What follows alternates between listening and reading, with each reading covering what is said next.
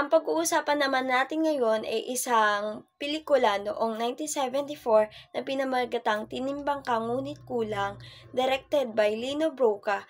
At ang genre ng movie na ito ay drama na kung saan si Christopher De Leon ay gumanap bilang junior na kung saan siya ay nakatira sa isang maliit na bayan na napakaraming isyong nagaganap katulad na lamang ng diskriminasyon at kahirapan. At dahil nakikita niya yung mga komplikasyon sa buhay at sa lipunan ng kanyang bayan, ay marami siyang natutunan katulad na lamang ng pagmamalasakit sa kapwa, pagtanggap, pagkatao at pagiging marespeto sa kapwa at pagiging makatarungan sa iba't ibang bagay. Gas mo na ba sa puno yan, libre pa.